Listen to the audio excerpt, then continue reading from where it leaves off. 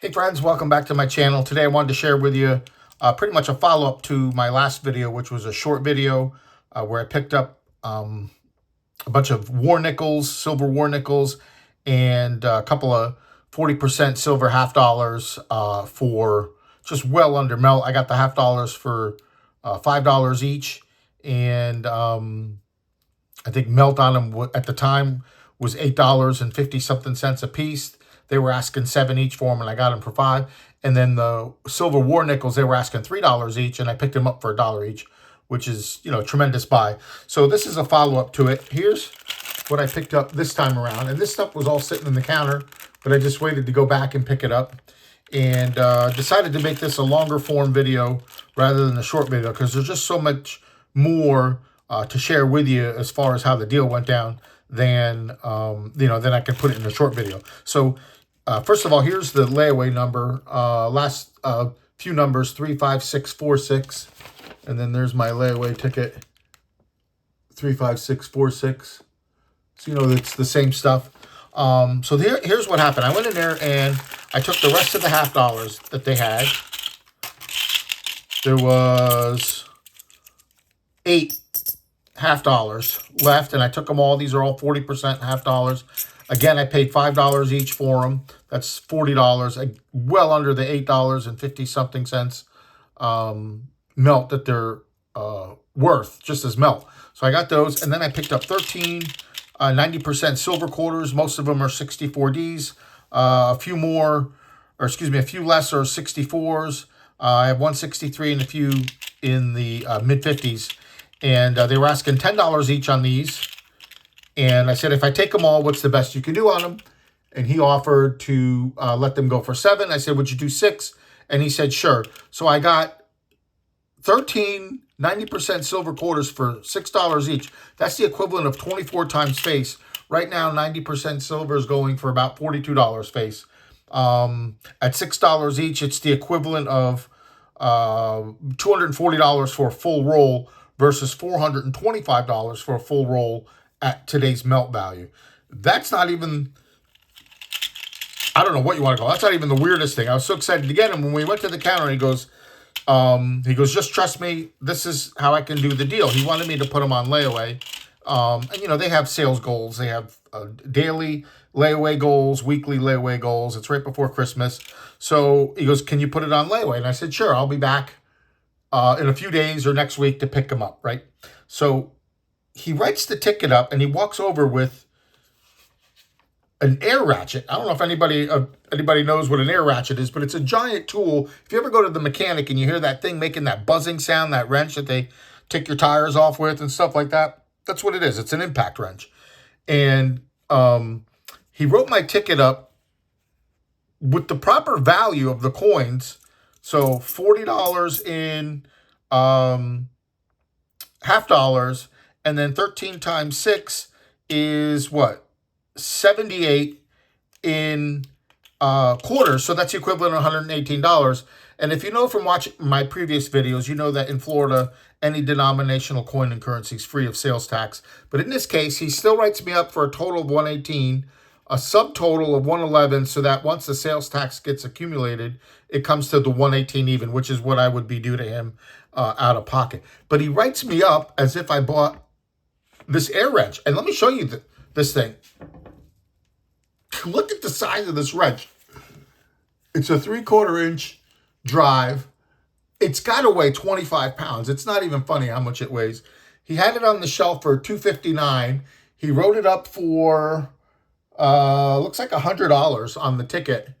And he goes, don't worry, when you come back, you'll get your coins just like you want. And he goes, and you know, you'll get a free air wrench out of the deal. But evidently he had to sell this air wrench. So he, you know, I've known him for years. So he just wrote my ticket up that way. And I'm like, do what you want. So I go in today to pick him up. That's, you see today's date, the 8th up here. And I, you know, closed out the rest of my ticket. I used my debit card. They don't charge any extra for that versus cash. I put it on layaway late last week with $20 and then came in and paid the balance today. So not only did I get all my coins, I get an air wrench that, you know, according to him is $100. It's tested and works. on eBay, this wrench, brand new, is $2,000, which is like absurd. I'll never use it. My son works on cars and stuff. He'll never use it. It's just such a big wrench, and it's a 3/4 inch drive. I'm thinking I'm just going to put it on eBay and sell it for maybe 150 bucks if I can get 150 bucks for it. And if I do, you know, I would have gotten all my silver for free today if that's the case. So stay tuned. I'll tell you if I'll ever sell this thing or if I get around to listing it. But look at this wrench. Look at the size of this wrench. This thing is nuts. It don't even fit on the camera. A 3/4 inch drive, if anybody knows what that is. They usually come in 3/8, 1/2 inch. And this is 3/4. It's nuts. I looked up the brand and the model, and a brand new one of these is 2,000 bucks. The used ones are going for 250. I've seen them for 180 in working condition. So we'll see when I get it listed. But at any rate, the point's always been, and I always like to just to stress, go check your pawn shops. If you don't have a pawn shop, take a Sunday afternoon ride or a Saturday afternoon ride one day. Or if you got a day off in the middle of the week, and go to the neighboring town and find a pawn shop. But go in your pawn shop. You never know what you're going to come across. I'm always on the hunt for silver. I'm not a big quarter collector, but if I can get it for 24 times face when silver's $58 an ounce, I'm going to buy them. And that's what I did. Here's the best part. He's got 113 silver Roosevelt dimes. They're marked at $4, which is probably about 20 cents less per dime each melt than they should be. I offered them $1.80 each if I took all of them, all 113, and they mulled it over. But the assistant manager said, I can't sell them to you today. And I said, well, why not? And he said, I guess their big district manager's coming in to the store early this week. And if his case is empty, then, you know, he's going to have to hear a bunch of guff about it. So I said, well, isn't that the whole point, is to sell stuff? He goes, yeah, but he goes, you bought all the coins that were in the case. I have to leave something in there. So he asked me to come back Wednesday and, you know, after the manager's come and gone, and to go in and make him an offer on the dimes. But after buying this stuff at half of probably melt, or close to half of melt value, and the other stuff for a third, the nickels for a third of melt value, and the $half for, you know, probably 60% of melt.